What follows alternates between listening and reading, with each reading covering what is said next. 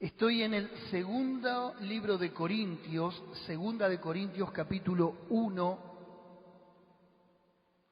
segunda de Corintios capítulo 1,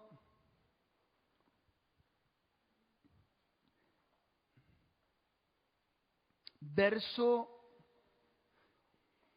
18 al 20.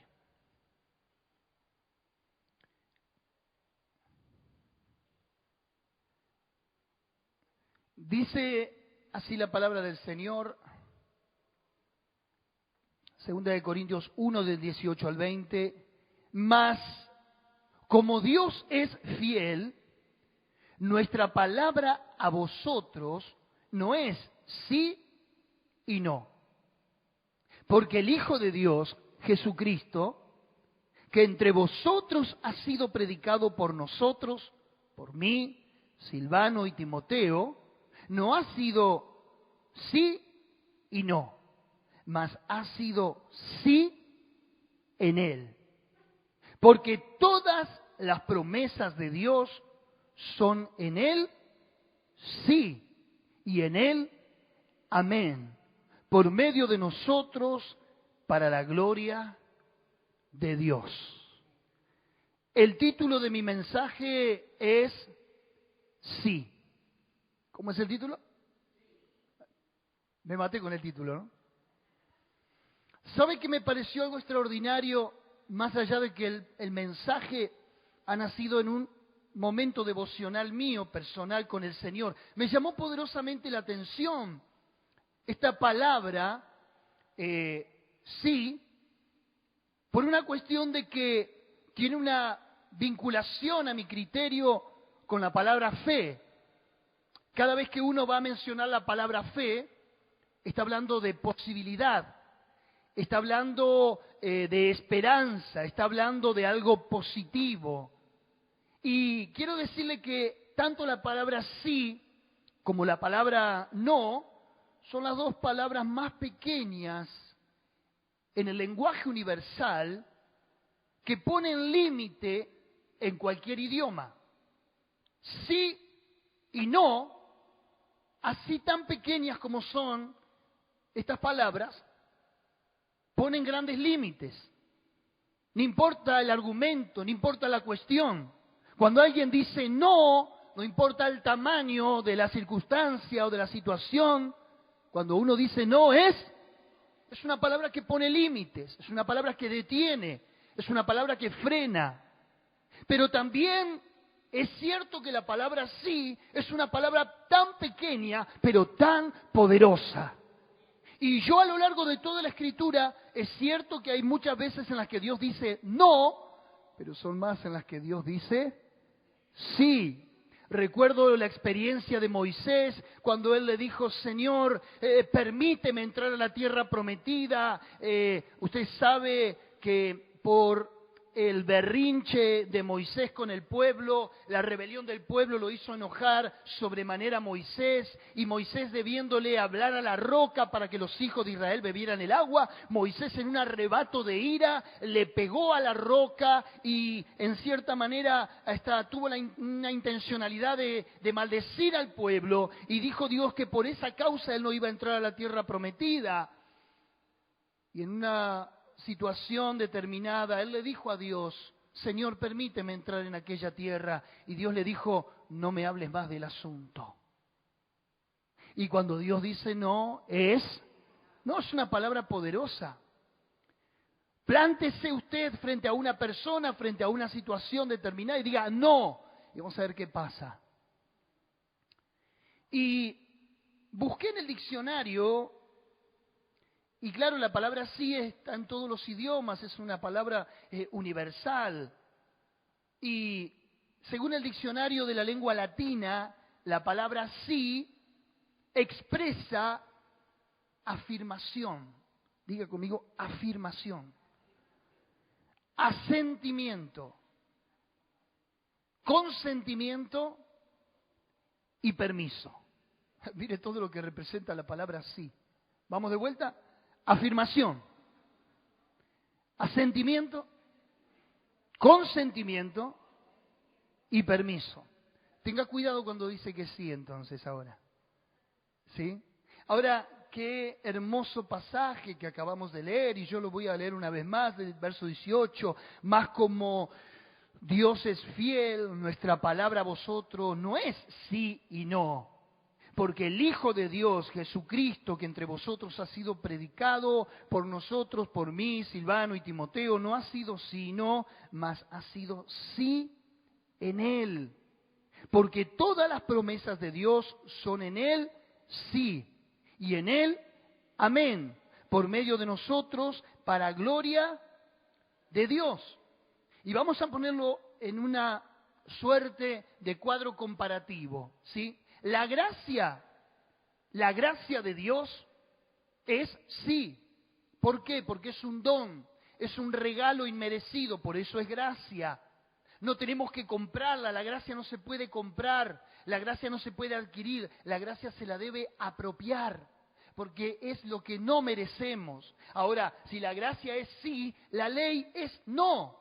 ¿Por qué la ley es no? Porque la ley es una sumativa de leyes. No harás esto, no harás aquello, no harás lo otro. Claro que la ley nos lleva a una obediencia con Dios.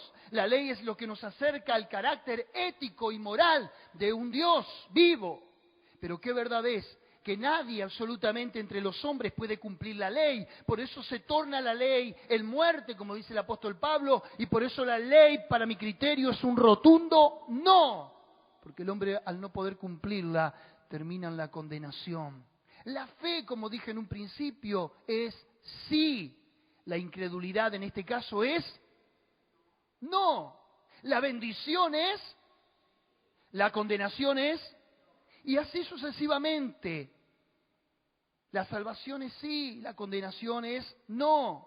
Ahora, ¿qué verdad es también que la Biblia dice en el verso 20? Porque todas las promesas de Dios son en Él. Pero ahí me quiero detener un minuto. Las promesas de Dios son sí. Los que estudian la Biblia dicen que hay dos tipos de promesa. Las del Antiguo Testamento son promesas condicionales. ¿A qué se refiere? A que haciendo esto y aquello obtengo el beneficio. Son condicionales. Si yo no lo hago, no lo obtengo. Si lo hago, lo obtengo. En este caso, Deuteronomio 28 dice: acontecerá que si oyeres atentamente la voz de Jehová tu Dios para poner por obra todos sus mandamientos y sus estatutos que yo te envío hoy, que estas bendiciones te seguirán y serás bendito aquí, bendito allá. Recuerda el pasaje de Deuteronomio 28. Son promesas condicionales. Si hacemos esto, obtenemos aquello. Pero hay promesas incondicionales. ¿Cuáles son en este caso las promesas incondicionales? Las que tenemos a lo largo de todo el Nuevo Testamento. Que no tenemos que hacer nada que tenga que ver con el cumplimiento estricto de la ley para obtenerlas. Si algo tenemos es por la gracia y la bondad y la misericordia de Dios. Claro que eso no nos exime ni nos hace evasivos a tener que cumplir la palabra de Dios. ¿Cómo es entonces? ¿Sí? Fueron las palabras de Pablo a Timoteo: esfuérzate en la gracia que es en Cristo Jesús. Pero también son las palabras de Juan, no el apóstol, sino el bautista, cuando escuchó que Jesús estaba bautizando en el desierto y Juan el Bautista le dijeron: hay uno que está bautizando, como diciéndole, te está sacando del escenario, te está robando el protagonismo. Y Juan el Bautista sabiamente, ese profeta del desierto, le dijo: nadie puede recibir nada si no le es dado de arriba. Así que decirle al lado, al que tengas al lado: todo lo que hayas recibido lo recibiste de Dios. No hay nada que lo hayas hecho por tus méritos. Si yo le estoy predicando hoy aquí, yo no poseo nada en sí mismo. Todo lo he recibido de Dios. Vale decir entonces que este texto hay que saber interpretarlo y hay que saber tomarlo a la luz del contexto de toda la Biblia. Porque dice claramente: Porque todas las promesas de Dios son en Él, sí. Las promesas de Dios son para nosotros. Y las promesas de Dios son para cumplirse. Ahora, el tema está en que uno se tenga que apropiar de las promesas. Uno tiene que aferrarse a las promesas. Uno tiene que reclamarlas, soñarlas, vivirlas, confesarlas. Hay cientos de promesas en la Escritura. No sé cuántas miles de promesas hay quienes han encargado de contarlas. Serás salvo tú y toda tu casa, pelearán contra ti y no te vencerán, caerán a tu lado 1000 y 10.000, mas a ti no te tocará, por su llaga fuimos nosotros curados. Hay promesas para la salud, hay promesas para el carácter, hay promesas para las emociones, hay promesas para la salvación, hay promesas para la prosperidad, hay promesas para mitigar la culpa y encontrar la paz. Hay lleno de promesas está la Biblia. El tema es que nosotros muchas veces vivimos como si esas promesas no existieran para nosotros.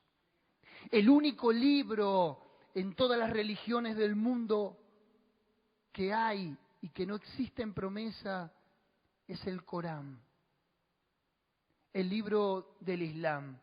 Es el único libro que posee estrictamente leyes y condiciones, pero no hay ninguna promesa. ¿Y cómo carece de vida cuando no hay una promesa? En cambio, el libro de Dios empieza con una promesa y termina con una promesa. Empieza con la promesa de la redención. Génesis 3:15, donde dice nuestro plan de redención, que la mujer iba a herir en el la serpiente le iba a herir en el calcañar y la mujer iba a aplastar a la serpiente. ¿Recuerda ese pasaje? Un pasaje con una mirada profética hacia lo que Cristo iba a hacer en la cruz del Calvario, pero también el libro de Apocalipsis cierra diciendo: el que tiene sed venga y beba gratuitamente del agua de vida. Toda la Biblia está llena de promesas y según mi pasaje y según mi interpretación, y es lo que yo le quiero trasladar esta noche a usted, en pocas palabras, es que las promesas de Dios son en Él, sí. ¿Cuántos quieren esas promesas? Dios te está diciendo: mis promesas para vos son sí. No te está negando nada, la palabra de Dios te está abriendo la posibilidad para que vivas mejor y para que, como dice el libro de Hebreos, obtengas mejores sacrificios, que es Cristo, mejores pactos, que es Cristo, mejor ofrenda, que es Cristo, mejor posición en el mundo espiritual, que es Cristo. ¿Hay alguien ahí? Esto es extraordinario. Es como que alguien nos haya firmado un cheque en blanco y que nosotros tengamos que poner el valor a nuestro criterio. Sí, lo pongo en estos términos para que me lo entienda, porque dice: todas las promesas de Dios son en Él, sí. Quiere decir Dios que Él avala, Él ya es una garantía de que te va a bendecir y que te va a cumplir cada una de las cosas que Él te ha prometido. El tema es que Dios avala promesas, no caprichos. Dios avala promesas, no caprichos.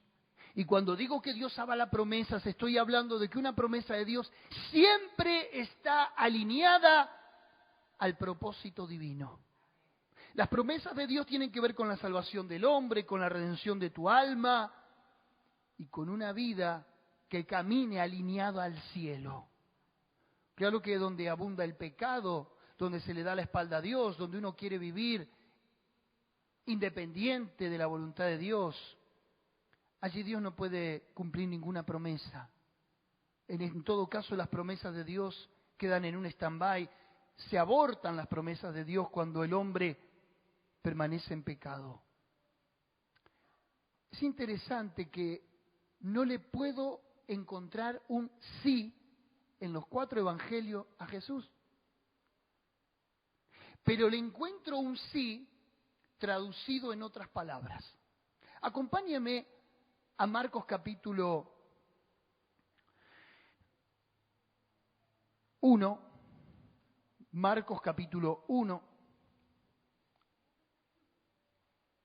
versos 40 y 41. Si dijimos que las promesas de Dios son sí y amén en Cristo, pero no puedo encontrar que Jesús diga sí. Lo busqué. ¿A dónde Jesús dijo sí afirmativamente? Dijimos que sí es asentimiento, consentimiento, permiso. Dice, vino a él un leproso, rogándole, e hincada la rodilla le dijo, si quieres, puedes limpiarme. Mire qué respeto, qué reverencia, qué persona digna de ser merecedora del don de Dios. Si quieres, le dice a Dios, llevándole su miseria. Verso 41, y Jesús, teniendo misericordia de él, extendió la mano y le tocó y le dijo, quiero, sé limpio. ¿Le dijo? Si quieres, le dijo el hombre. ¿Y Jesús qué le dijo? Claro que quiero. A ver, ¿cómo Dios no se va a compadecer de tu dolor? ¿Cómo crees que Dios puede ser indiferente a tu angustia, a tus temores, a tu soledad, a tus miserias? Si Dios ya sabe nuestra naturaleza, por algo el libro de Hebreos de punta a punta nos pone a Jesús que padeció bajo los rigores de la humanidad, bajo los rigores de la carne, bajo los rigores de la desesperación. Dice que Jesús vino y participó de esta naturaleza para salvarnos desde esta naturaleza como un Dios hecho hombre. Él padeció todos los sufrimientos nuestros para identificarse con nosotros y para saber lo que nosotros sentíamos y desde nuestra posición de miseria trasladarnos a una posición de gloria. ¿Cómo no va a querer? Quiero, le dijo Jesús, y justamente para eso vino Jesús, para identificarse con vos y conmigo.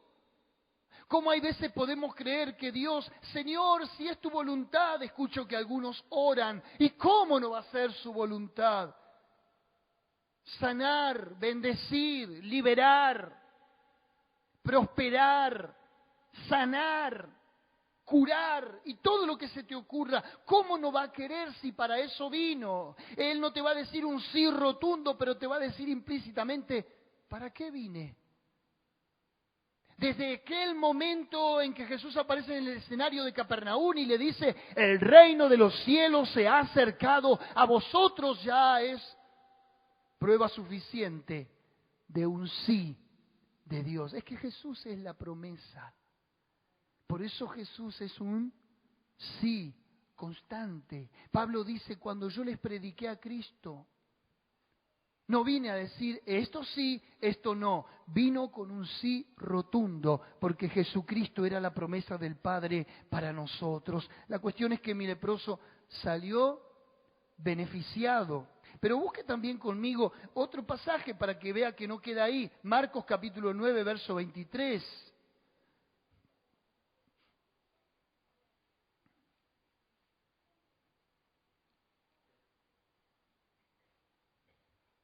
Dice, Jesús le dijo, 9:23 de Marcos.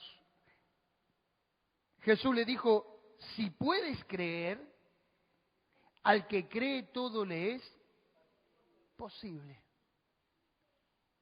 Si podés creer, al que cree todo le es. ¿Y qué es lo que tiene que ser posible? Las promesas de Dios. Alguno a lo mejor argumenta y puede llegar a pensar, bueno, si Dios es sí y sus promesas son sí, ¿por qué hay quienes que todavía permanecen enfermos y creen verdaderamente en Dios? ¿Por qué algunos permanecen como si no existiera tal promesa o vigencia para determinada situación? A ver, el que cree en la posibilidad de Dios, el que cree en las promesas de Dios, también acepta el sí desde la soberanía de Dios. Y la soberanía, soberano, la palabra soberano representa alguien absoluto en poder y en decisión. Y si hay alguien a quien Dios no quiere sanar, o si hay alguien a quien Dios no quiere rescatar, su soberanía sigue siendo afirmativa y sigue siendo un sí. El tema es que nosotros creemos, hay veces que los sí de Dios se tienen que traducir en los sí de nosotros de acuerdo a la circunstancia que nosotros vivimos. Me gustó lo que dijeron los 3 amigos de Daniel cuando, por no adorar una estatua, los quisieron meter en el horno de fuego. Esos 3 amigos de Daniel, profeta Daniel, Sadrach, Mesach y Abednego, le dijeron al rey de turno, Nabucodonosor, rey de Babilonia, le dijeron, no nos vamos a doblegar ante tu estatua, no vamos a adorar un ídolo. Y le está diciendo en forma parafraseada, nuestro Dios a quien adoramos puede librarnos del horno de fuego ardiendo. Diga conmigo, puede librarnos. Puede librarnos. Y si no, porque a Dios no le plazca librarnos, en otras palabras están diciendo, si Él decide no, no vamos a ir contra su voluntad soberana. Sepas, oh rey, que no la vamos a adorar igual. Eso es aceptar un sí de Dios, aunque sea un no para nosotros. ¿Qué dijo Jesús? Padre, si es posible, pasa de mí esta copa. Pero que no se haga mi voluntad, que se haga la tuya. ¿Cuál fue la voluntad de Dios? ¿Fue un sí? No.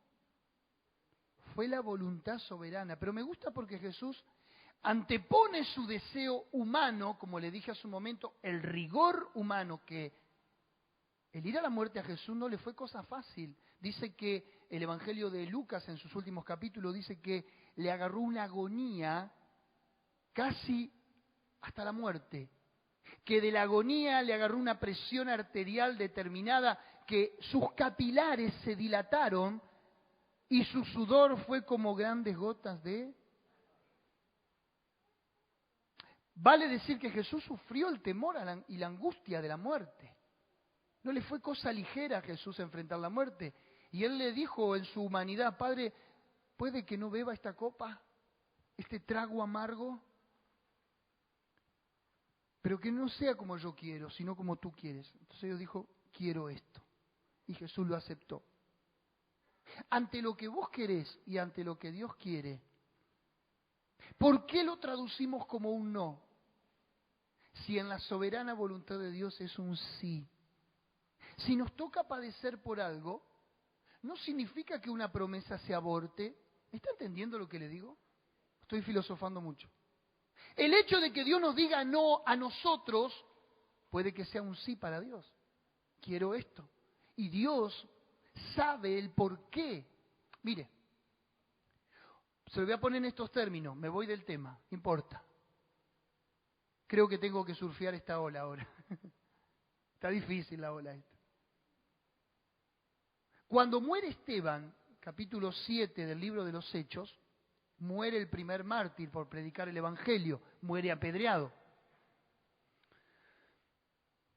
Pareció un despropósito. ¿Por qué?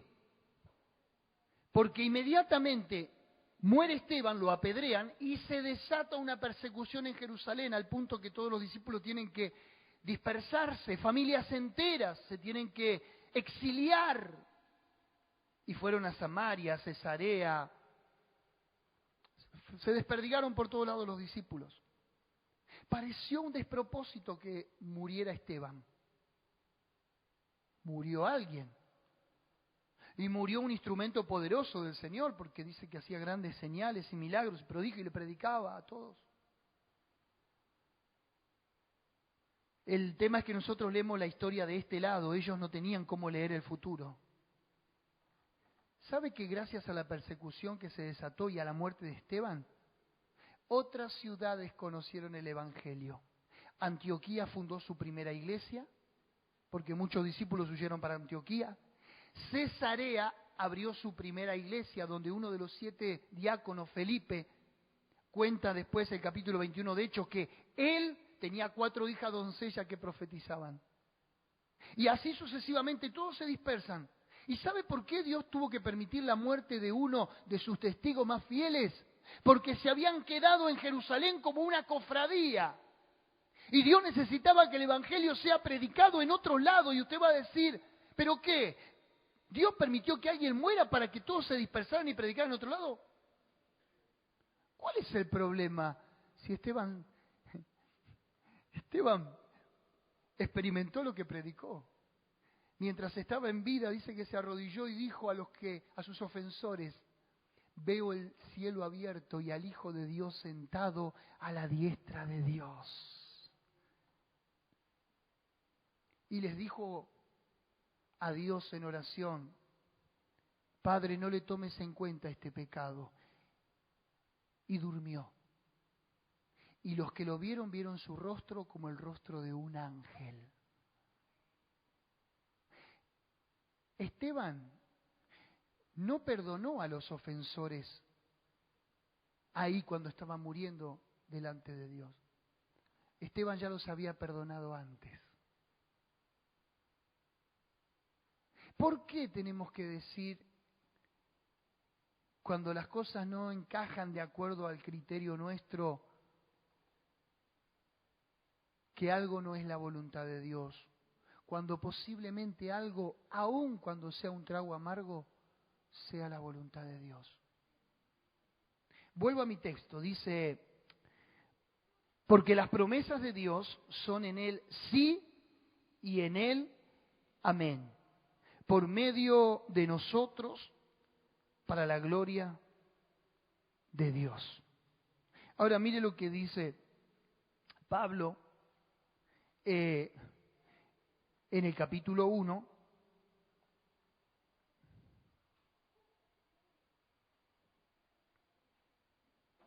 verso 9. Capítulo 1, verso 9 de 2 de Corintios. Pero tuvimos en nosotros mismos sentencia de muerte. Escuche. Para que no confiásemos en nosotros mismos, sino en Dios que resucita a los muertos. ¿Por qué Dios permitió que estuvieran al filo de la muerte?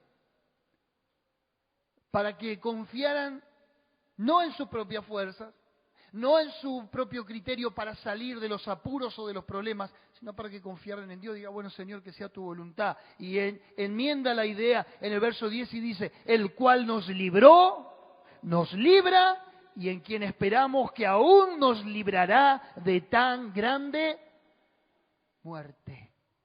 Diga conmigo, ¿me libró? ¿A cuántos libró el Señor? Varias veces. Algunos estuvieron a punto de morir, seguro. ¿Me libra? Y me librará. Esa es nuestra confianza en Dios, no en nosotros. Y si usted quiere también puede ir al capítulo 4, verso 7, que ahí hay un pasaje extraordinario que me da desperdicio predicarlo y meterlo aquí como un ejemplo, da para predicarlo exclusivamente, pero dice capítulo 4, verso 7, pero tenemos este tesoro en vasos de barro, para que la excelencia del poder sea de Dios y no de nosotros, que estamos atribulados en todo. Mire cómo estaba Pablo, el que decía que en Dios las promesas son sí. Estamos atribulados en todo, mas no angustiados. En apuros, mas no desesperados. Perseguidos, mas no desamparados. Derribados, pero no. Qué excelente lenguaje. Mire si nosotros adoptáramos este lenguaje a la cotidianeidad, a todos los días.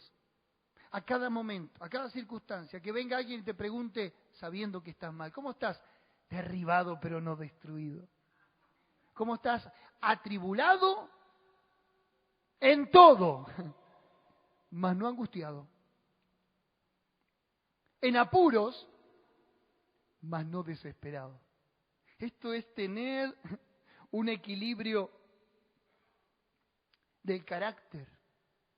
Esto es ser dueño de uno mismo en la emoción, en la circunstancia que nos toca vivir.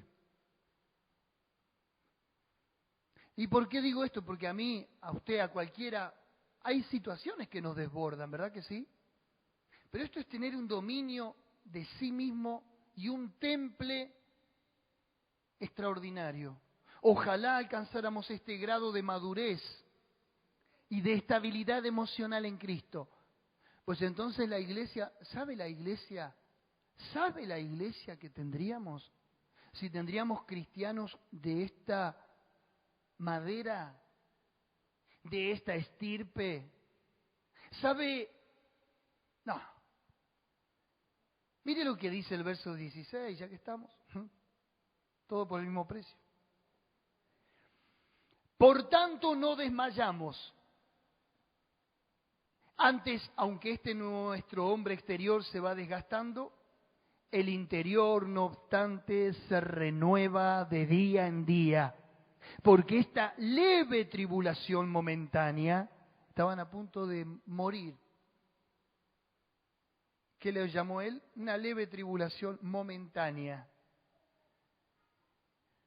Produce en nosotros un cada vez más excelente y eterno peso de gloria, no mirando nosotros las cosas que se ven, porque si miramos las cosas que se ven, puede que nos desanimemos, puede que nos frustremos, puede que gane el corazón la incredulidad, la desesperanza. No miramos las cosas que se ven, no es evadirse de la realidad. Pablo lo dijo también en Colosenses capítulo 3, y pues habéis resucitado con Cristo, buscad las cosas de arriba donde está Cristo, poned la mira en las cosas de arriba y no en las de la tierra, porque muertos sois y vuestra vida está escondida con Cristo. Entonces él va a decir acá, no mirando las cosas que se ven, sino las que no se ven. Pues las cosas que se ven son temporales, pero las que no se ven son eternas.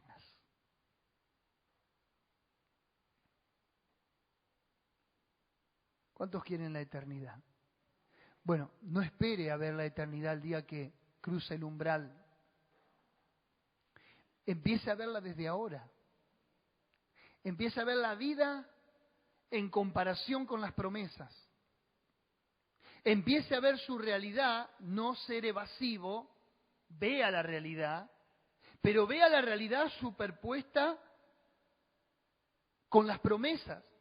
Porque nosotros disociamos vida cotidiana de vida espiritual. Y ahí está el problema. Es que no es una dicotomía, no son dos verdades antagónicas. El que es cristiano en todo sentido de la palabra.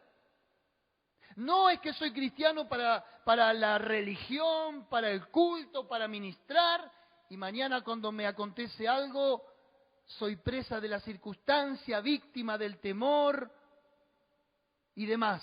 No. Es ahí donde justamente la palabra toma sentido. Es ahí donde la palabra toma vida, donde yo la puedo aplicar a la situación. Es el mejor momento para aplicar las promesas cuando más agobiado estoy, cuando más derribado estoy. ¿Cuántas veces el hecho de haber leído El progreso del peregrino de John Bunyan me ha infundido aliento? Al ver que se lo mete en el castillo de la duda y el gigante de desesperación lo azota. ¿Quién no ha pasado por esa senda alguna vez? O cuando entra a la feria de vanidades y todos se ríen de su ropaje y un personaje que camina con él termina muerto en ese lugar, pero él escapa y sale otra vez ileso y retoma el camino de salvación, camino a la ciudad celestial. ¿Cuánto nos infunde aliento la palabra? Si usted es un lector y un intérprete de estas cuestiones, se va a dar cuenta que todo ese libro es promesa, promesa, promesa, promesa, promesa.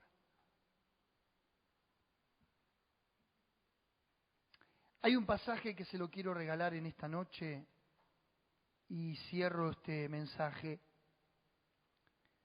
Está en el profeta Zacarías.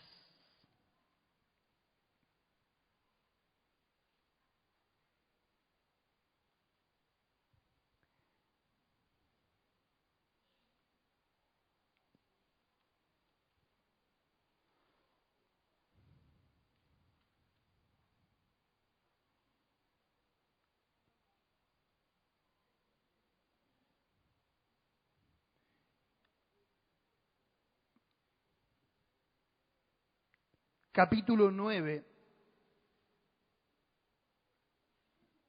verso 12. Por favor, guárdelo. Tómese tiempo para rumiarlo, para masticarlo, para...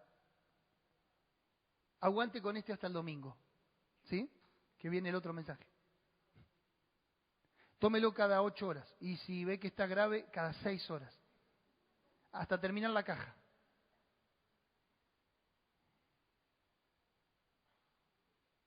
Zacarías 9:12 dice, volveos a la fortaleza. ¿A dónde tienen que volver? ¿A dónde tienen que volver? Y mire cómo dice, volveos a la fortaleza, oh prisioneros de esperanza. ¿Cuántos son prisioneros de esperanza? ¿Sabe lo que está diciendo el texto? Los que son guardadores de promesas. Los que guardan y se aferran a las promesas y no importa lo que esté pasando, usted dice, yo estoy confiando en Dios, yo estoy esperando en Él. Es un prisionero atado a la esperanza. ¿Y qué dice Dios a los que se vuelven a la fortaleza? ¿Qué dice Dios a los que son prisioneros de la esperanza? Hoy también os anuncio que os restauraré el doble. ¿Cuántos dicen amén? Tome esta palabra para usted. ¿Sabe por qué Dios le está diciendo eso al pueblo? Porque el pueblo estaba mal, estaba desanimado, estaba triste, estaba opacado. Dios le dijo, vuélvanse a la fortaleza. ¿Cuál es tu fortaleza?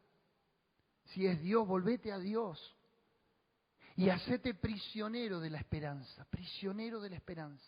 No prisionero de los temores, no prisionero de la circunstancia, no prisionero de un vicio, no prisionero de nada, prisionero de esperanza.